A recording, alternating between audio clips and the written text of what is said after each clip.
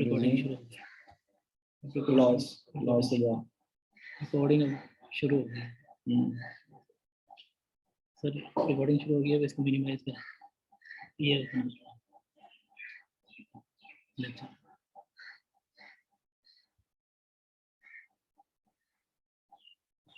ये दूसरा है।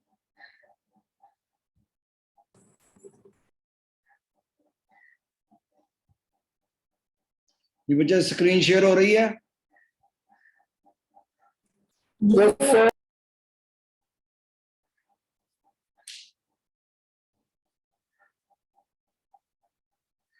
मुझे बातें ऊपर से बच्चा है।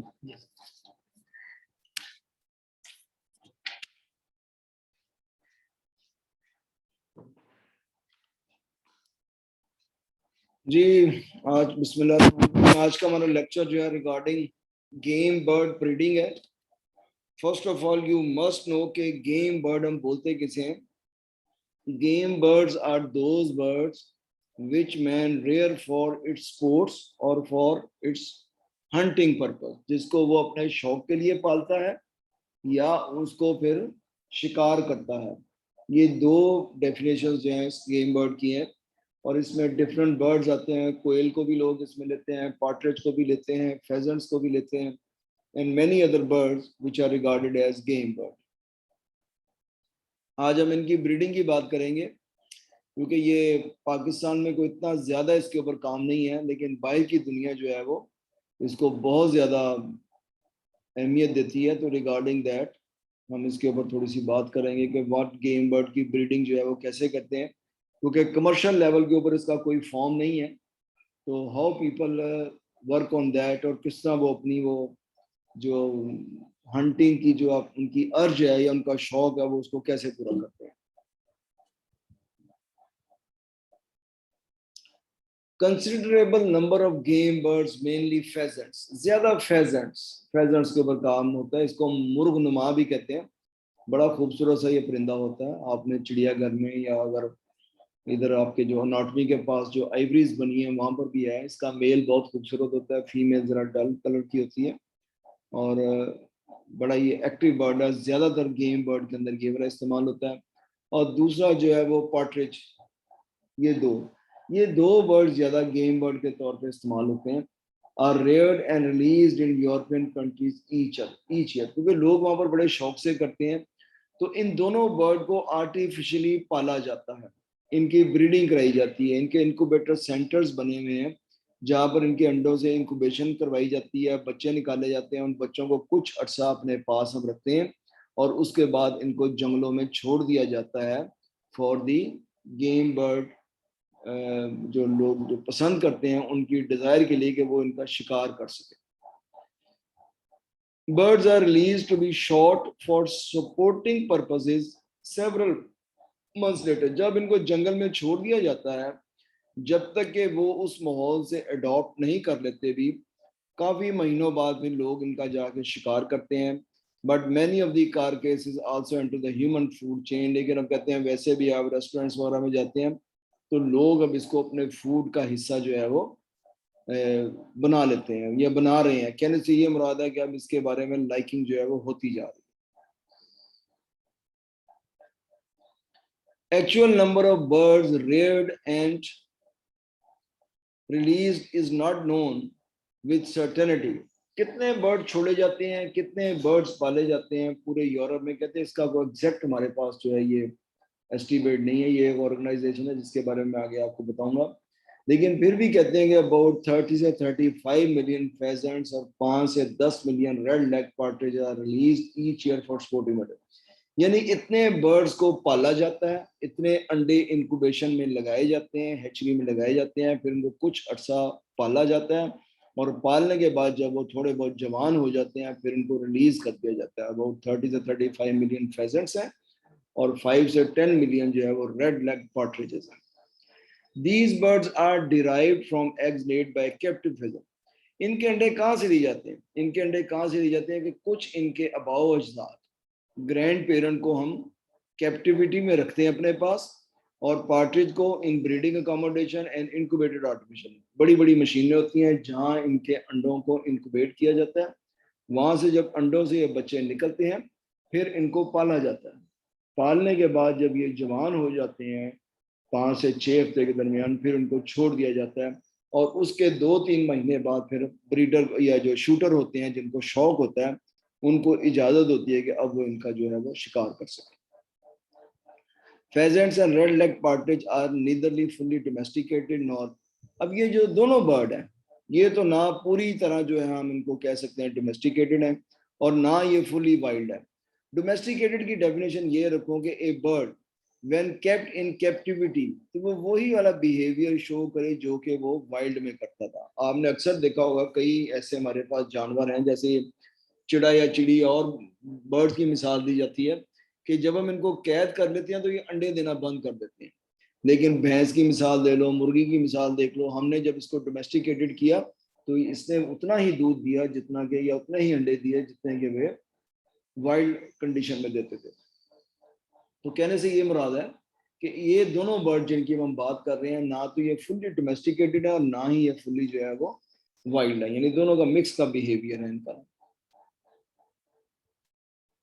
Birds are caught with period of intensive rearing followed by several months in semi-wild environment. ये जो बर्ड हैं इनको इंटेंसिव रेयरिंग जहाँ वो अपने पास रखते हैं, इनको पालते हैं, इनको अपने साथ रखते हैं और फिर कई महीनों के बाद इनको सेमी वाइल्ड एनवायरनमेंट में छोड़ दिया जाता है, जो कि पूरी तरह वाइल्ड नहीं होता भी, लेकिन इनको छोड़ दिया जाता है। Where feed and water will still be provided, जहाँ इनको फीड और वाटर जो है प्रोवाइड किया जाता है, ताकि जब ये पूरे जंगल के माहौल में जाएं तो दे मस्ट लर्न कि अपनी फीड और वाटर इन्होंने कैसे खानी है और कहाँ से खानी है, कम से कम इनको तलाश करनी आ जाए। तो शुरू के अंदर जो है वो इनके बारे में इनको ये वाली फैसिलिटीज वो दी जाती हैं फीड और वाटर की, ताकि जब वो उनको पूरी तरह छोड़ेंगे तो फिर ये able to find their feed and water themselves. But the birds will be exposed to hazards including predators, collision with motor vehicles and adverse weather. ये दोनों चीजें भी इनको बताई जाती हैं जब वो semi environmental control, semi wild environment में रखा जाता है कि वहाँ सड़कें भी गुजरेंगी वहाँ से, क्योंकि हमारे मुल्क में तो ऐसा नहीं है, बाहर की दुनिया के अंदर जितने ऐसे जंगल होते हैं बीच में से सड़कें गुजरती हैं, तो कोई किसी गाड़ी के नीचे आ सकता है, वहाँ पे दूसरे जानवर भी हैं, उनसे भी इनको बचना है। तो इन एक बात ज़हन में ये रखें कि सेमी वाइल्ड एनवायरनमेंट इनको इसलिए देते हैं जस्ट टू एक्लेमेटाइज कि when they will go into the their original wild environment, तो दे मस्ट नो कि हमने पानी भी लेना, हमने फीड भी खानी है, हमने अपने आप को बचाना भी है from predators, collision with motor vehicles and adverse weather, कि जब गर्मी या सर्दी या सख्त बारिश आएगी तो हमने अपने आप को बचाना भी है। तो ये चीज़ें भी देखी जाती हैं। Concern about various aspects of game bird breeding and rearing were expressed by the Farm Animal Welfare Council। वो जो पीछे हम बात कर रहे थे ना कि FAWA का Farm Welfare Council होती है। Concern about various aspects of game bird breeding and rearing were expressed by, अच्छा ये कंसर्न कौन कौन से हैं? यही वाले कंसर्न है कि उनको फीड कहाँ से मिलेगी, उनको वाटर कहाँ से मिलेगा, उनको प्रीडेटर्स से कैसे हम बचाएंगे।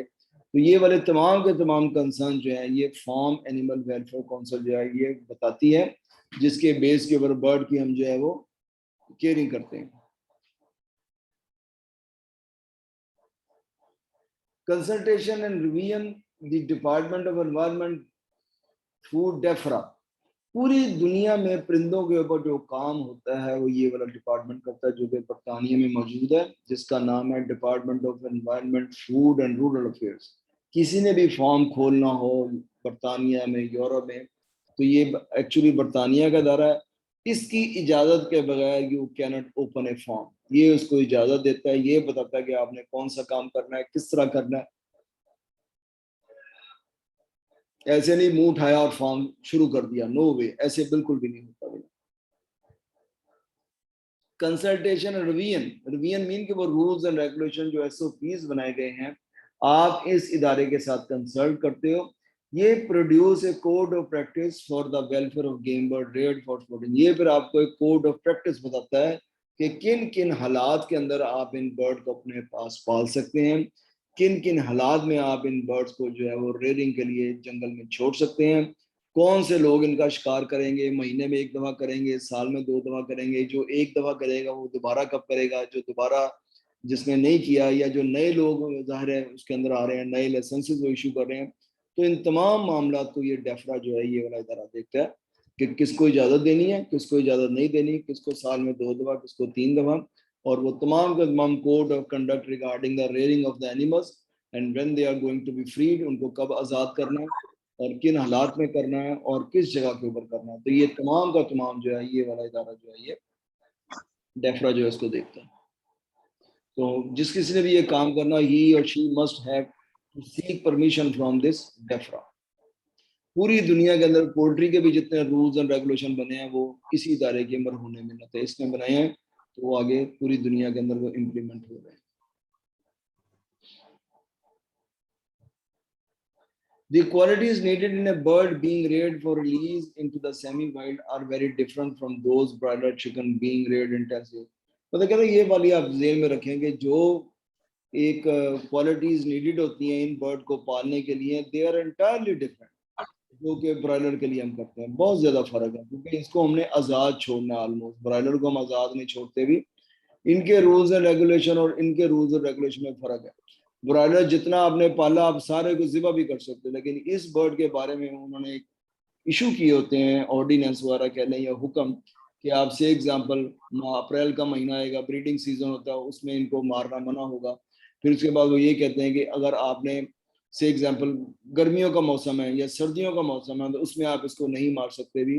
तो यहाँ पर रूल्स एंड रेगुलेशन फ़र्क है बनिस्बत ये कि जब हम ब्रॉयलर की बात करते हैं, जो कि हमने अगर 1 लाख पाला तो 1 लाख कम ज़िबा भी कर सकते हैं, लेकिन यहाँ पर को थोड़ी सी लिमिटेशंस होती हैं इनको पालने के हवाले से, ताकि वाइल्ड लाइफ की कंजर्वेशन भी मेंटेन रहे और लोगों का शौक भी पूरा होता रहे।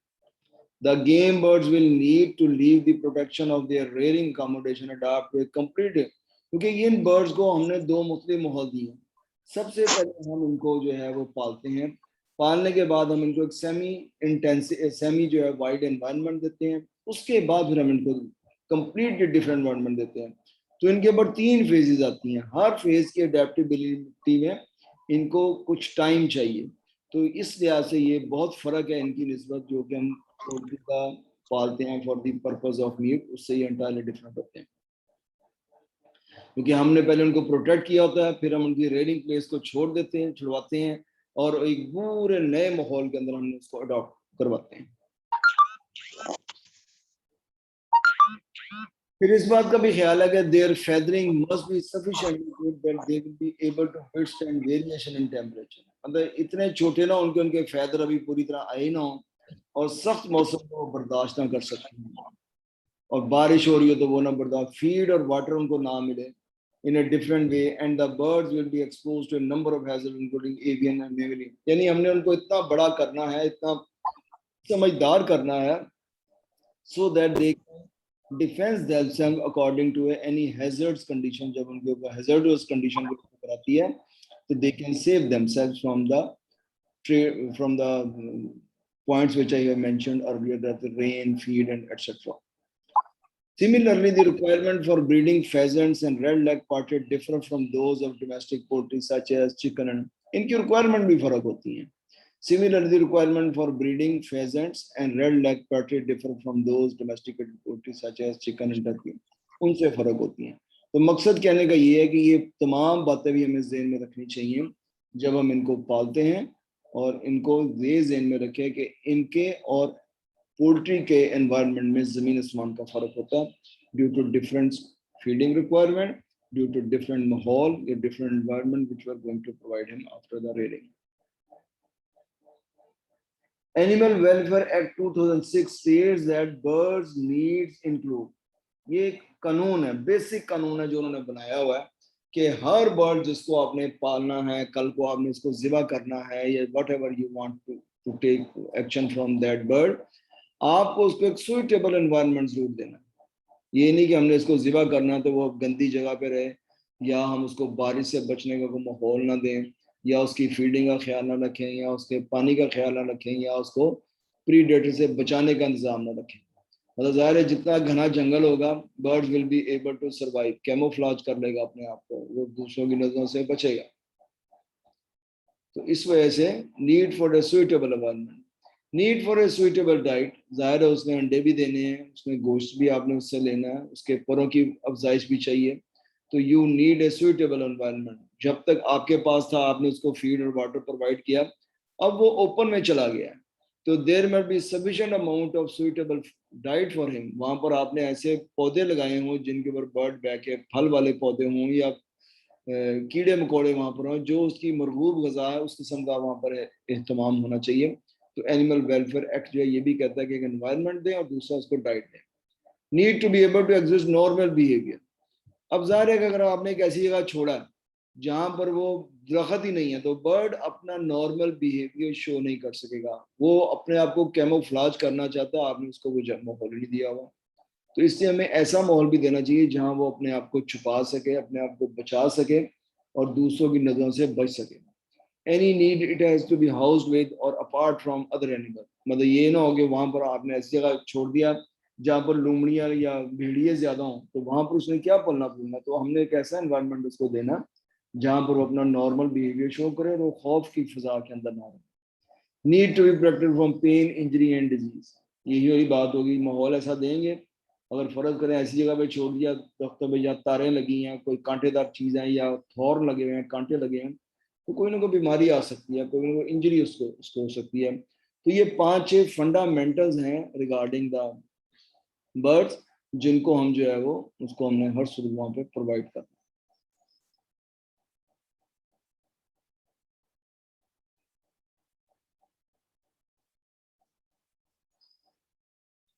The Game Bird Welfare Code state that birds must therefore, अब ये जो गेम बर्ड एक्ट है या कोड है जिसके बेस के ऊपर हमने इनको पालना या आगे लेकर चलना है, वो ये कहता है have an environment appropriate to their species, age and the purpose for।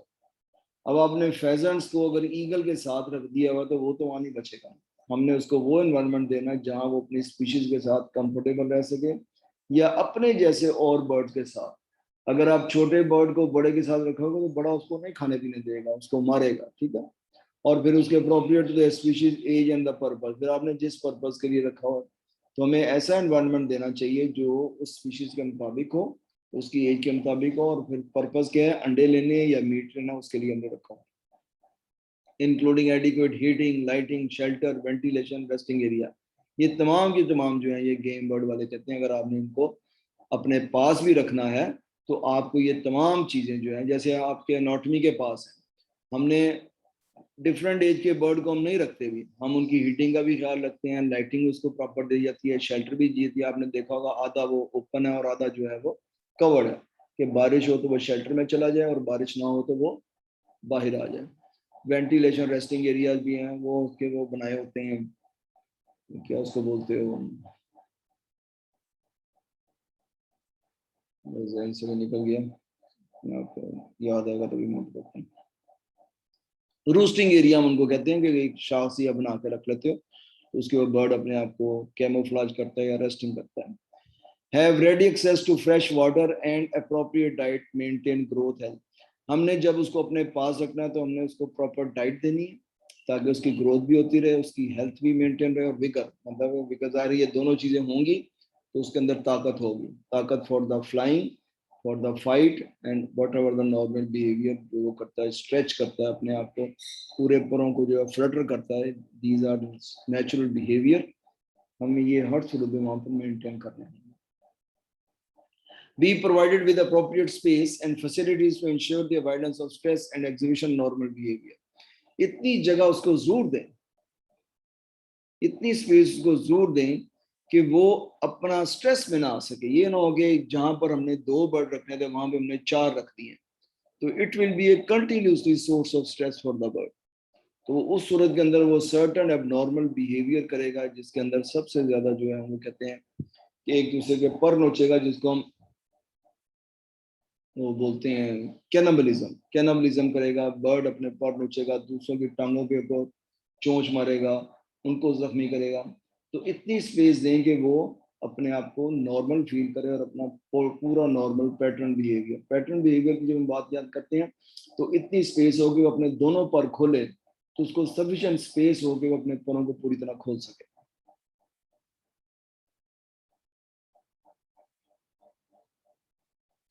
Be provided with company of their own kind as appropriate for the species concerned। जाहिर है कुनंद हम जिन्स परवाज, कबूतर बा कबूतर, बाज बा बाज। अगर आप कबूतर को बाज के साथ रखोगे इट विल वॉन्ट वर्क, ये काम नहीं करेगा। इसलिए अपनी ही काइंड के साथ उसको रखो, जिसके साथ वो कंफर्टेबल फील करे, तो वो फिर ज्यादा अच्छा रहेगा। आपने एनिमल प्लेनेट में देखा होगा ना, हिरन, हाथी और इस किस्म के दूसरे जानवर इकट्ठे, गायें वैसे इकट्ठे फिर रही हैं, लेकिन अगर वहीं आगे शेर आगे पास से आ जाए तो सबकी दौड़ने लग जाती हैं, they do not feel comfortable. इसलिए जब भी हमने किसी एनिमल की हेल्थ की बात करनी है या जिस काम के लिए हमने उसको रखा हुआ है, उसको उसकी टाइप ऑफ स्पीशीज के साथ ही रखो। Be adequately protected from pain, suffering, injury, ये बात हम पहले कर चुके हैं। Should any of these occur rapid, अगर कोई इनमें से ये बात हो जाए, ठीक है ना, मतलब ये पेन आ जाए, सफरिंग आ जाए, इंजरी आ जाए, डिजीज आ जाए, तो हमें फौरन जो है वो एक वेटरनरी एडवाइस जो है वो must seek regarding that, including diagnosis, कि वो बीमारी हुई तो क्यों हुई, तकलीफ हुई तो क्यों हुई, फिर remedial action and where applicable the correct use of medication. हाँ, अगर बहुत जरूरी आप महसूस करते हो, डायग्नोज आपका अच्छा हो गया, रेमेडियल एक्शन आप समझते हैं कि ये दवाई लगानी चाहिए, ये एंटीबायोटिक देनी चाहिए, फिर उसका जरूर इस्तेमाल जो है वो अच्छे तरीके से करें। अच्छा, हम ब्रीडिंग अब बात कर लें फेजेंट्स की। इसकी फेजेंट्स की ब्रीडिंग जो है कैसे की जाती है। The majority of breeding pheasants are kept in outdoor pens laid out in grass fields with wire and board sides and mesh roof। ज़ाहिर है हमने इनको इंटेंसिव सिस्टम में रखना, तो हम क्या करते हैं, या बाहर की दुनिया में क्या करते हैं कि बाहर outdoor pens laid out in grass field, जो बड़े बड़े खेतों के होते हैं मैदान, वहां पर, क्योंकि ये नेचुरल एनवायरनमेंट के अंदर देता है, तो दोनों तरह का माहौल दिया हमने, ग्रास फील्ड भी दिया है और फिर इर्द गिर्द उसके तार लगा दिया है, और उसकी छत जो है वो मैश रूफ की बना दी है, ताकि वो अपने आप को जो है वो वहां से निकाल ना सके और अपने आप को वहां पर रख सके। ठीक है, ये वाला हम करते हैं। अच्छा, फिर उसके बाद हम बोलते हैं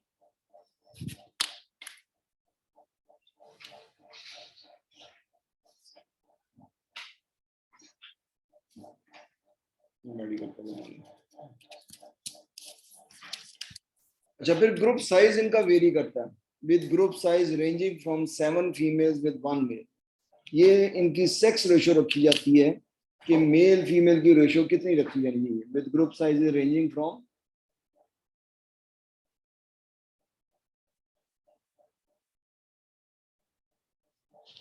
with group sizes ranging from 7 females with 1 male in a small pen, जो कि 9 मीटर 3 मीटर और इतना इतना उसका पर बर्ड के हम जगह देते हैं, थ्रू टू पेन्स कंटेनिंग, जिसमें 332 पॉइंट, और आमतौर पे 8 की सेक्स रेशियो रखी जाती है, 1 मेल होता है और 8 जो है वो फीमेल रखी जाती है, और इतनी इनको जगह दी जाती है। तो ये रिसर्च ने साबित किया कि जब हम इनकी रेशियो 1:8 की रखते हैं तो उसके अंदर फर्टिलिटी का जो है वो चांस जो है वो ज्यादा अच्छा होता है। Ideal sex ratio for pheasant for keeping bird flock, वो कहते हैं 250 है, और यहाँ पर 8:1 की रखती है, कईयों ने 7:1 के ऊपर एक्सपेरिमेंट किया हुआ, लेकिन दोनों तरह की ये रेशियो चलती है। लेकिन किसी ने ये भी देखा, अगर हम 1:12 की रेशियो रखते हैं तो उसमें फिर है प्रोवाइडेड बेटर फर्टिलिटी देन, अगर किसी ने 1 और 12 की रेशियो रखी है, 1 मेल रखा 12 फीमेल रखी है, तो उसकी रेशियो अच्छी नहीं है as compare to this one. तो आइडियल यही कहते हैं कि यहाँ 1:7 की रख लो या 1:8 की मेल फीमेल की रेशियो होनी चाहिए, तो उसमें फर्टिलिटी के चांस जो है ज्यादा आते हैं। फर्टिलिटी से ये मुराद है कि the ability to produce the further generation becomes more as compare to when we keep in the ratio 1:12। तो इसके अंदर जो है वो बच्चा बनने की सलाहियत जो है वो ज्यादा होती है बनिस्बत हम 1:12 से रेशियो रखें। रेशियो 1 इज स्मॉलर फ्लॉग, ये भी रखी जा सकती है, लेकिन जनरली आप कह सकते हैं कि अगर बर्ड का साइज बड़ा है तो हम ये रख सकते हैं, अगर बर्ड का साइज छोटा तो हम ये रख सकते हैं, यानी इन बिटवीन के अंदर कोई भी आप रखें, तो जो आपको सुटेबिलिटी हो आप उसके ऊपर अपने आप को फिक्स कर लेते हैं। A consideration of alternative housing system for pheasant is rather difficult given the variety of pen types that are currently used. अच्छा, इसके ऊपर इतना ज्यादा काम हुआ है कि इसको अल्टरनेटिव हाउसिंग सिस्टम कौन सा दिया जाए, इसलिए किसी के बारे में कहना है कि ये वाला ठीक है, ये बड़ा मुश्किल है। बड़े मुख्तलिफ किस्म के पेन्स बनाए गए, लेकिन जनरली वो इसी नतीजे पे पहुंचे हैं कि आइवरी इज द बेस्ट। मतलब और भी लोगों ने बनाए, जैसे मैंने आपको बता रहा कि छोटे छोटे बनाए, 2-2 के पेड़ बना के भी रखे, लेकिन अल्टीमेटली वो इस नतीजे पे पहुंचे हैं कि अगर आइवरी को हम जेन में रखें तो वो दी बेस्ट है, अदरवाइज किसी एक सिस्टम को कहना कि ये बेस्ट है बड़ा मुश्किल है।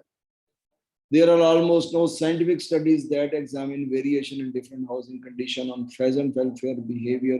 फिर ये वाली स्टडीज जितनी भी है ना, ये बहुत कम हुई है उनके वेलफेयर के ऊपर, बिहेवियर के ऊपर, रिप्रोडक्टिव परफॉर्मेंस के ऊपर। क्यों कम हुई है, ये हम आगे आपको रीजन इसकी बताऊंगा।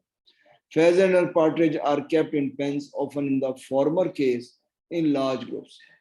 Former case mean pens के अंदर बड़े बड़े pens, जैसे मैं एवरेज बता रहा हूँ, which are not natural breeding condition, और ये कोई natural breeding behavior नहीं होता, क्योंकि जब भी breeding condition आती है, birds needs isolation, वो अपने आप को दूसरों से परे रखना चाहता है, तो आइवरीज के अंदर ये वाली कंडीशन नहीं होती।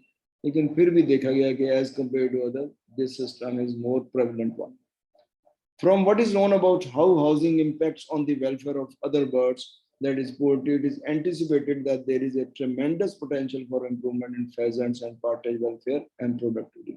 Potential बहुत ज्यादा है, किसके अंदर, इसकी वेलफेयर के पॉइंट ऑफ व्यू से, और इसकी इम्प्रूवमेंट के लिहाज से, और इसकी प्रोडक्टिविटी के लिहाज से। लेकिन क्यों नहीं होता, ये मैं आपको बताता हूँ। The lack of research could be largely due to the economic structure of the game. इतना पैसा कहाँ से है?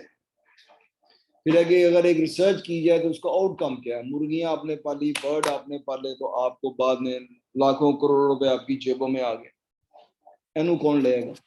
ये सबसे बड़ा इशू है, क्योंकि इतनी ज्यादा इसकी मार्केट नहीं है, जिसकी वजह से इसके ऊपर लोग रिसर्च के ऊपर पैसे नहीं लगाते। और ब्रीडिंग के ऊपर जब भी कोई काम किया जाता है, it requires lot of money and lot of time.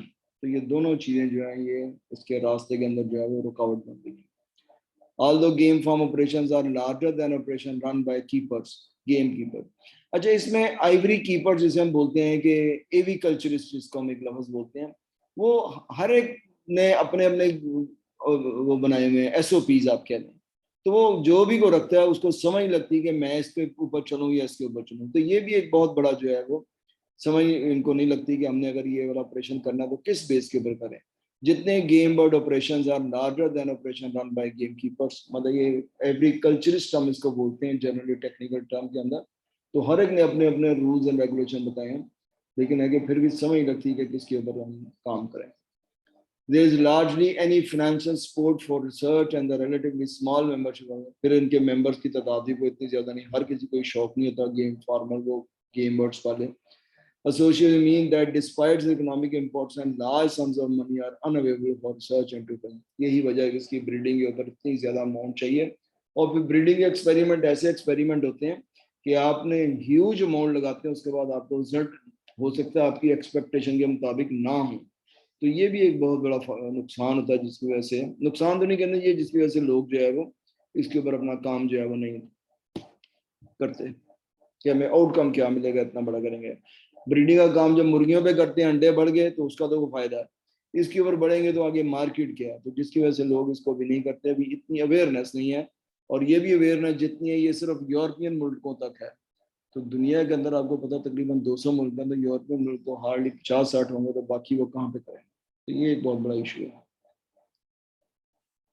Partridge के बारे में है, ग्रे या लेग पार्ट्रिज जिसको हम बोलते हैं, सेसी by game trust, males are more intolerant. इनका मेल जो है वो बर्दाश्त नहीं करता कि मेरी फीमेल के नाल कोई और मेल भी रहे, तो ये इसलिए ये इनके अंदर दुश्मनी पैदा हो जाती है। That is why these species generally kept in pairs, इसलिए इनको फिर पेयर्स में रखा जाता है, इनको ओपन नहीं रखा जाता, वो जो जिसकी है वो उसी की है, ठीक है। Although red-legged partridge can be kept in communal groups at 3:1, तो इनको यही रेशो, एक मेल होगा, 3 उसकी गर्लफ्रेंड होंगी, ठीक है। सेक्स रेशो ये वाले इसमें रखते हैं। अच्छा, आर्टिफिशियल इंक्यूबेशन हम क्यों करते हैं? Most game birds operation for either pheasants और partridge are small relative to most poultry. Poultry तो बहुत ज्यादा एडवांस हो चुकी है, लेकिन है कि उसके लिहाज से इनका जो है ये बहुत छोटे ऑपरेशन होते हैं। Most game operation for either pheasant or partridge are small relative to most poultry products. Reason मैंने आपको उसकी बता दी। This is confounded by the short laying season of, और फिर दूसरी बात कि इन्होंने सिर्फ साल में 10 हफ्ते अंडे देने, मुर्गी ने सारा साल देने। ये भी बहुत, इनका ब्रीडिंग सीजन होता है, उसमें अंडे देंगे इसी एग्जाम्पल मार्च अप्रैल में, उसके बाद नहीं देंगे। तो फिर ये भी एक बहुत बड़ी लिमिटेशन है। बाकी सारा साल खाओ, अंडे सिर्फ 10 हफ्ते लो, तो ये भी एक लिमिटेशन है। The most noticeable economic effect of this is that hatchery operation run by most game farmers are typically starved of investment. और यही वजह है कि जितनी हैचरी ऑपरेशन लगी है उनके पास फंड्स की कमी होती है, वो फिर ये काम जो है वो नहीं करते, क्योंकि सिर्फ एक चीज ने अंडे ही 10 हफ्ते आने हैं, तो बाकी वो फिर 6 माह क्या मक्खियां मारेंगे, क्या करेंगे, जिसकी वजह से वो there is paucity of funds in the hatchery investment.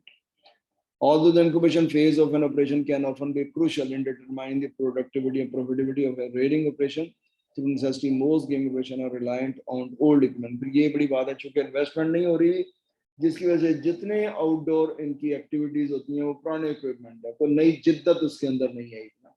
Reason वही है कि जब एक चीज का आपको पीछे से माल ही नहीं मिल रहा, तो आप उसके ऊपर इन्वेस्टमेंट करने गया, तो वो पुराने एक ओल्ड इक्विपमेंट है, जिसकी वजह से वो बहुत ज्यादा प्रोडक्टिविटी में या प्रॉफिटेबिलिटी के अंदर कोई बहुत ज्यादा रिमार्केबल इंक्रीज नजर नहीं आती। Artificial incubation requires a setter that serves to incubate. अब एक अगर आपने एक मशीन लेनी है तो उसके लिए आपको एक सेटर चाहिए, जिसके अंदर अंडे जो है वो, जैसे इसका इंक्यूबेशन पीरियड 28 दिन का है, तो आपने तकरीबन 25 दिन जो है वो सेटर में रखेंगे, आखिरी 3 दिन के अंदर आप उसको हैचर में लेके चले जाएंगे। A hatcher where the eggs spend at least 3 days along the chicks to यहाँ पर hatch होंगे। The economic realities of game farming have meant that many game farmers are operating hatcheries containing equipment that was designed for। अब कहते हैं ये वाला हाल है, चूंकि इसके अंदर कोई इतनी ज्यादा इन्वेस्टमेंट नहीं हुई, तो जितने ये हैचरी ऑपरेशन कर रहे हैं गेम फार्मिंग वाले, इनके पास 1960 के इक्विपमेंट है। तो इससे आप अंदाजा कर लें, आप सड़क के ऊपर आपको 1960 मॉडल की गाड़ी को चलती हुई नजर आती है, तो ये एक इनकालमिया है, क्योंकि इसका आगे मार्केट नजर नहीं आती हुई, लोगों का इंटरेस्ट इतना नहीं है, फिर उसकी खपत कहाँ पर होनी है, तो जिसकी वजह से कोई इनोवेशन या रेनोवेशन इस फील्ड में नहीं आ रही हुई, due to this reason. Future development of the game industry would ideally involve a switch to modern incubation। वो ये सजेशन दे रहा है कि ये अगर आपने करना तो आपको मॉडर्न इंक्यूबेशन की तरफ जाना पड़ेगा, but adaptive to hold pheasant and partridge egg for poultry. But मतलब पोल्ट्री पे तो आप कर ही रहे हो, लेकिन अगर आपने करना तो फिर इन दो आदतों भी काम करो। Incubator designer have made incredible improvement to their machines such that modern commercial incubator which should be used by game farmers are able to produce high pressure। अब वो कहते हैं इतनी ज्यादा, देखो ना, क्योंकि कमर्शियल इंक्यूबेटर इतने ज्यादा आ चुके हैं, जैसे आपने हमें पोल्ट्री इंडस्ट्री का पता ही है, तो अगर यही वाले इसके ऊपर अप्लाई करें तो बहुत ज्यादा इसके ऊपर जो है हम इंक्रीज कर सकते हैं रिगार्डिंग प्रॉफिटेबिलिटी और productivity both. Research into such alternative system would be of general use and value to the game industry. और फिर कहता अगर हम इसके ऊपर रिसर्च करें तो इसके ऊपर बहुत ज्यादा जो है वो इसका इस्तेमाल होगा, और ये गेम बर्ड इंडस्ट्री को बहुत ज्यादा बेनिफिट देगी। जी बच्चे, यहाँ तक हम खत्म हो गए। Any question, any query, if you have in your mind you can ask.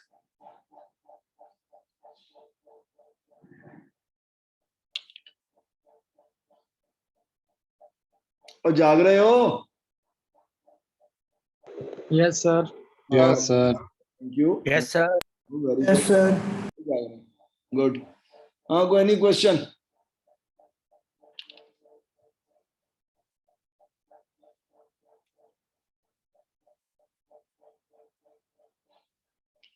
ये देख लो, तुम्हारी 150 की क्लास है तो 43 अल्हम्दुलिल्लाह सिर्फ आए हैं, बाकी कहाँ पे हैं?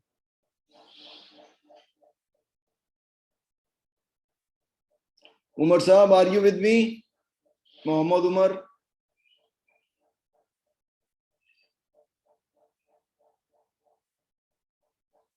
मोहम्मद उमर,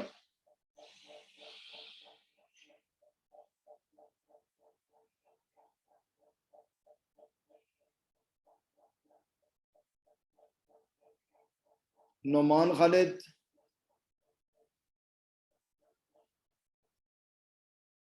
नोमान अनम्यूट करो अपने आप को।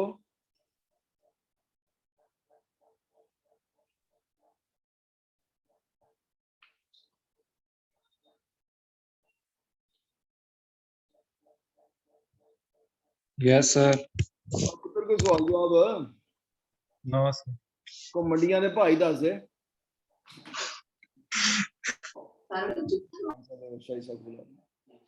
कोई सवाल जवाब नहीं? No, sir. All clear. हाँ जी।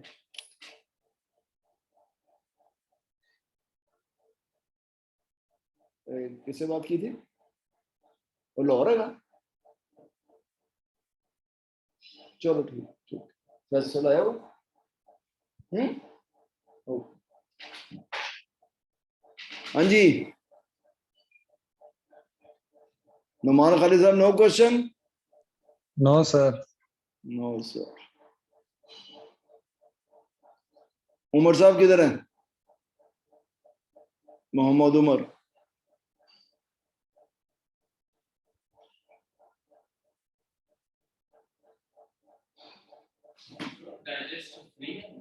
केड़ा नहीं हलो, उनको पीरों ले आऊंगा।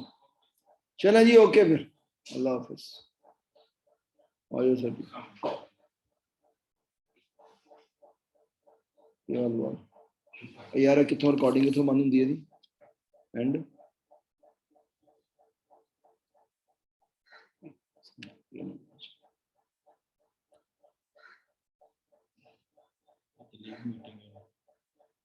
अगली मीटिंग अभी बंद नहीं हो जाएगी।